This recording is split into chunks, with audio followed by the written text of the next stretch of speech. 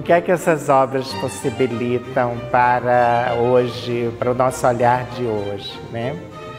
Primeiro, assim, entender que na primeira metade do século XX, esse tipo de pintura era uma novidade, né? Embora fora daqui já se desse passos adiante no sentido de uma arte modernista, né? Que aderisse aos movimentos europeus, né? Cubismo, surrealismo e tudo mais. Mas assim, essa geração de pintores, de Alberto Valença, Mendonça Filho, Prisciliano, é uma geração que descobre a pintura ao ar livre e descobre a estética impressionista. O que seria exatamente isso? Bom, é uma adaptação ao entendimento dos trópicos, que aquilo que Clarivaldo Prado Valadares chamou de impressionismo caboclo. Embora ele não defina direito o que seria esse impressionismo caboclo, mas a gente pode aqui tentar explicar um pouco sobre o que seja esse impressionismo caboclo. Primeiro, é o impressionismo feito por pessoas que tiveram uma formação acadêmica. Então, nessa formação, o desenho, a linearidade tem uma importância grande. Então, todos eles tiveram essa formação. Mesmo que eles não desenhassem a tela, o desenho estava na mente, né? Mas, evidentemente, que eles não vão mais fazer o que seus mestres faziam, que era desenhar na tela com todas as formas, a composição inteira. Tudo era feito no pincel. E o pincel era manejado com liberdade, com uma certa liberdade. Ou seja, as formas, as nuances, as sombras, eram todas obtidas através das pinceladas fragmentadas, né? Que nunca chegaram à fragmentação do pontilhismo, mas que, mesmo assim, elas são manchas. Se você chega perto da pintura, você vai ver que são manchas de cores diferentes e que, à medida que você se afasta, essas manchas se associam para formar um barco, uma árvore e assim por diante. O impressionismo caboclo é também um impressionismo que conversa com a tradição acadêmica, mesmo porque o impressionismo mesmo ele não vai estabelecer uma quebra grande com a perspectiva compositiva, mas ele vai introduzir a perspectiva fotográfica, que é aquele recorte da realidade como na fotografia. Nesse sentido, as pinturas todas parecem ser feitas como a fotografia era feita, né? Que foi uma influência desde muito cedo presente no impressionismo.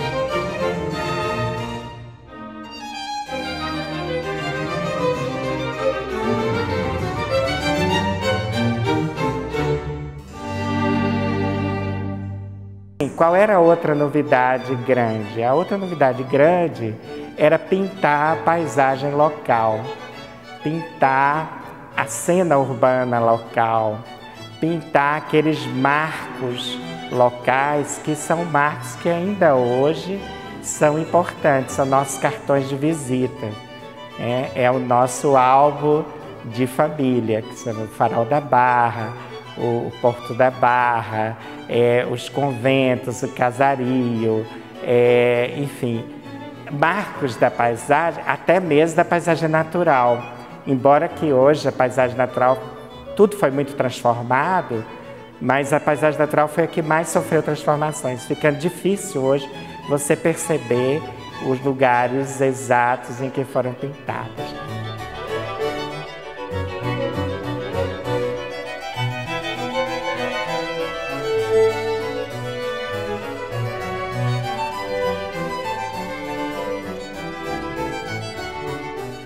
Então a gente pode notar o que se transformou e o que permaneceu. E sendo mais difícil você recorrer ou revisitar os lugares em que ele pintou da paisagem. Mas da cena urbana, muita coisa ainda foi preservada e outras não. E que a gente pode também fazer uma reflexão sobre o quanto nós temos sido negligentes com essa paisagem, que tem uma vocação para a beleza e que, por causa de uma regulação, por causa de uma administração que tenha foco na preservação, muito se perdeu dessas vistas, desses lugares privilegiados, topográficos, e que juntou-se a essa topografia a edificação do que hoje são monumentos, né? De maneira assim que muita dessa paisagem urbana, ela vai hoje ela se constituiu nos cartões postais, né? Nos cartões de visita da nossa cidade, que ainda é ponto de atração para nós, que somos habitantes, e para os visitantes que vêm a Salvador. E do ponto de vista da paisagem natural, é uma grande frustração que a gente sente ao ver o quanto a gente perdeu dessa paisagem.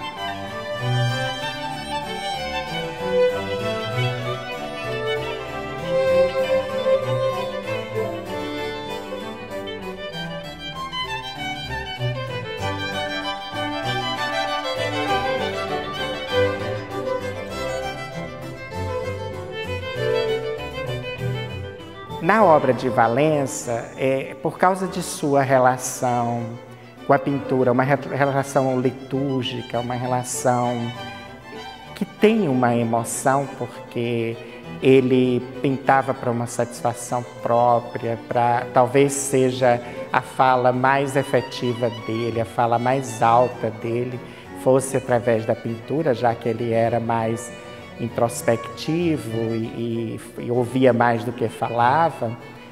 E então essas pinturas elas têm ele fazia até mesmo como uma forma de viver, né? de se fazer presente na vida, né? E portanto elas têm pequenos formatos, que eram aqueles formatos que ele utilizava para poder ser portátil e poder conduzir para os lugares que ele selecionava para pintar. E retrabalhava muito pouco em casa, ou não trabalhava. Ele assumia que isso era uma postura impressionista, né? Assumir aquilo que foi feito diante da paisagem, naquela luz, daquele horário, como a pintura final. Ou seja, não haveria transposição para outra tela maior ou em que a composição fosse alterada, né? Aquilo que era feito ali diante da paisagem, com aquela luz própria daquele horário e a impressão que essa luz causasse na paisagem, aquilo era registrado e pronto, né? Era admitido como a obra final. Então, essa qualidade da obra de Valença contrapõe-se ao dos seus colegas da geração, porque a maioria geralmente transpunha as anotações feitas ao ar livre para telas maiores e telas que tivessem a ambição artística neles era maior do que a de Valença, ou talvez diferente, né? Porque aí está relacionada com a própria relação do artista com a sua arte, né? E com essa liturgia do pintar, que em Valença é muito observável.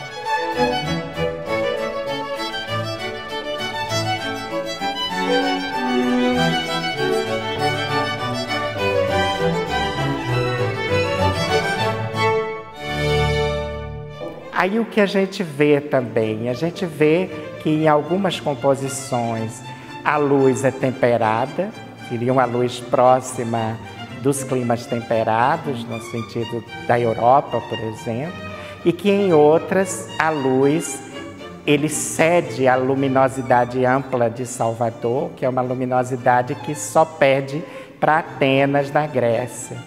Então, assim, por isso que a gente vai ter composições em que tanto as cores quanto a claridade são maiores, e é muito observável, por exemplo, que numa pintura muito pequena do Porto da Barra, ele consiga tons de uma tonalidade forte, uma luz franca, né? Enquanto que em outras, até de maiores dimensões, ele trabalhe mais com os efeitos da sombra, né? E como no caso dos tamarineiros e tudo mais. Há também nele uma aproximação por vezes maior de pinceladas mais fragmentadas e outra de uma pincelada mais que conformava mais os elementos da cena, né?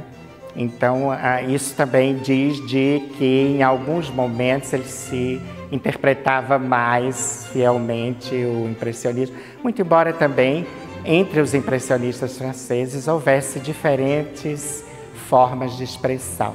Então a gente não pode dizer, por exemplo, que todo impressionista trabalhava sempre com as pinceladas fragmentadas, porque não existiu essa uniformidade, né? Então, de qualquer maneira, em Valença a gente vê essa variação de obra para obra, onde algumas, as pinceladas em manchas são mais presentes e outras as pinceladas são mais, conformam mais os elementos da cena.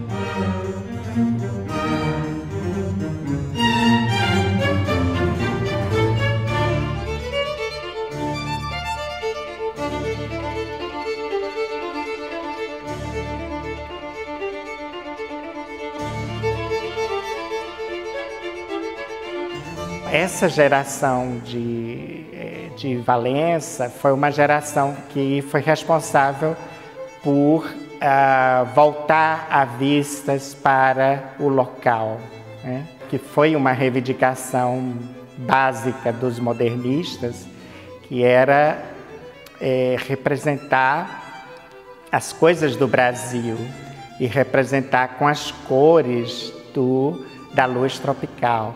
Então essa geração, de uma certa forma, já vai fazer isso. E essa é uma grande novidade para a primeira metade do século XX. Só a partir de 1940, aqui na Bahia, que a gente vai ter os pioneiros do modernismo apontando por caminhos já trilhados na Europa, dos ismos, dos movimentos de vanguarda, e que, portanto, eles vão apresentar novidades e vão apresentar uma heterogeneidade maior no fazer artístico, né?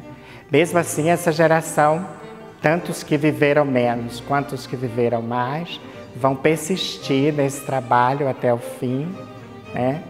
E como uma forma de resistência, e também tendo um público que se interessava por isso, pelo que eles faziam, mesmo porque já por essa época eles já eram consagrados, eles já eram vistos como unanimidade.